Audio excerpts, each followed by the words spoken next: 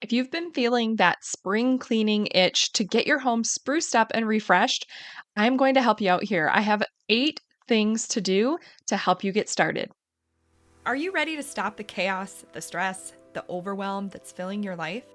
I'm Renae Matt, and together you and I are going to build simple routines that are going to change your life. When you put these habits into practice, you're going to be able to organize your life in a way where you can be there for your family, pay off your debt, save money, your house can stay organized, you don't have to stress about what's for dinner, and you still get time for yourself. So without further ado, let's get started. Welcome to the Routine Advantage Podcast. I really love the changing of seasons, and spring, especially, is just very refreshing.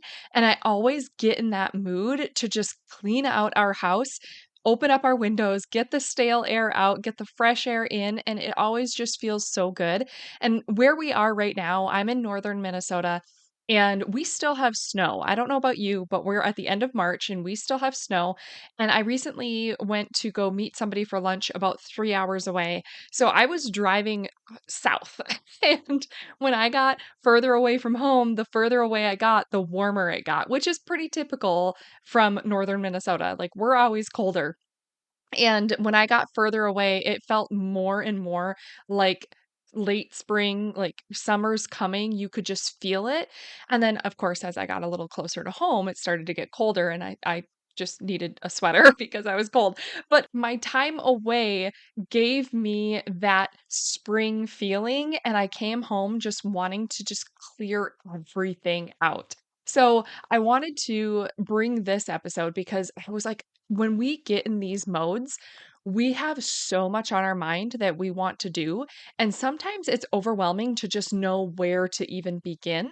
So I'm going to make it super easy. If you're feeling like you want to clean things out, but you have a list in your head that is a million items long, I'm just going to give you a place to start. And I'm going to tell you the 8 things to start with and to just make it super easy for you. Now, this list is going to be something that you can just start with these and you can build up from there, or you can do these and just be done with your spring cleaning if that's overwhelming to you. You can choose how you want to do it.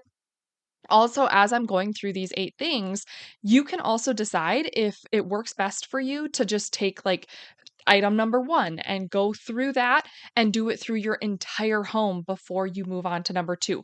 Or you can just go room by room where it's like, okay, I'm going to tackle the list 1 through 8 and I'm going to start in the living room and then I'm going to move to the office and then I'm going to move to the kitchen and go through one by one. It's completely customizable to what works best for you.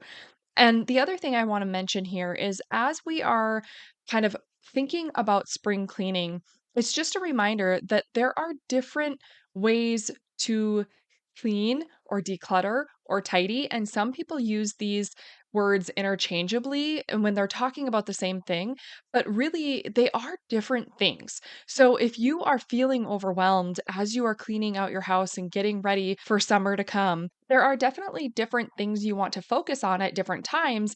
And that will hopefully help you to kind of really understand what it is you're trying to accomplish. So when you think about decluttering, you're thinking about getting rid of stuff. You are taking items out of your home so that you remove items. When you are tidying, you are putting things in their place. So that's making sure everything has its home. And when you're tidying, you are just putting all that visual clutter that is around, you're putting it away so that you don't have visual clutter.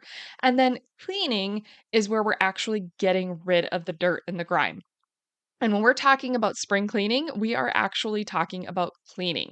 So you could declutter as part of this process, but that's not in the 8 things that I'm going to go over because it's really a different type of thing. So if you need to start with decluttering, then go ahead and do that. If you need to get rid of the stuff first and then clean, that works too. So really before you're starting the 8 things, you're going to gather your supplies. If you need your vacuum cleaner, your I was going to say your sweep, your broom, your mop, your cleaners like an all-purpose cleaner, a glass cleaner, like your paper towels, anything you need for your cleaning tools.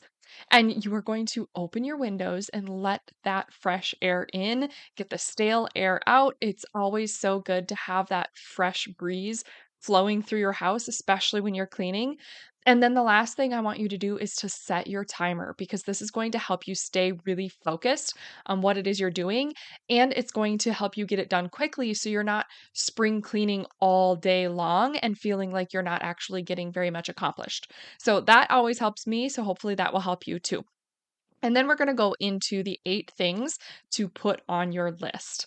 So, number one is to clean your oven. And this is a great one to start with because if you're spraying anything in there or if you're turning on the self-cleaning mode, if you have that button on your oven, then start with that because then your oven can either sit in the cleaner or your self oven can or your self-cleaning mode can start while you work on other things. So get that started because you can come back to that when it's time a little bit later. So start with cleaning your oven. Again, same thing with your dishwasher. So make sure your dishwasher is unloaded and then there are pods that you can throw in or you can spray it down, but you want to clean the inside of your dishwasher.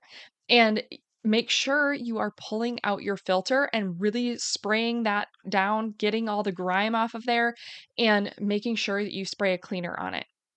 So once you get those 2 done, we're going to move on to number 3, which is to pull all your curtains and drapes off and get them in the washing machine. So you're going to wash all of your curtains and drapes. Number 4 is to while your curtains and drapes are in the wash, you are going to wash your windows and make sure you're wiping out your windowsills. So this is a great time to just make sure everything is really clean. If you have windows that are you're able to pop out and clean the outside of them as well easily, this is a great time to do that. If you can only clean the inside, it's better than nothing. So just do what you can to wash your windows and make sure you're wiping out the window sills, and this is going to feel so much fresher already. Number 5 is to go ahead and clean your light fixtures. So again, you can move room by room, or you can go and do the whole house all at once and get all of your light fixtures cleaned. But you're looking at like your lamps, your light fixtures in your bathroom, your light fixtures over your dining room table, anything like that. You're just making sure that you clean these off. Most light fixtures you can like unscrew like the glass and you can hand wash them, and some just simply need to be wiped down, but it depends on your light fixture.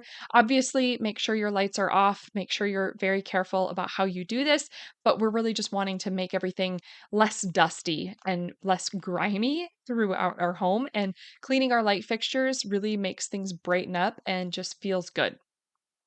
Number 6 is to dust all the surfaces in each room. And this means everything. It means like the table surfaces, the bookshelves, on top of the books. Like get one of those little hand dusters to get just all of the dust away. It's also making sure you're not forgetting about other places like above the cabinets or the wall art that's hanging on the wall. Like wipe those things down, wipe down your TV, like your entertainment center, all of those things, they gather dust. So we want to just make sure all of those surfaces are wiped down. Make sure you're looking at the baseboards. Anything that has a resting top, make sure you're wiping it down and it's going to feel so much better. And then number 7 is to make sure you are moving the furniture and vacuuming or sweeping or mopping or whatever you need to do, making sure you're cleaning underneath your furniture. So this is where you're really going to just shove those couches aside, move your coffee table, get all of the grime or anything that's rolled under there and clean it out, and it's going to feel fresher.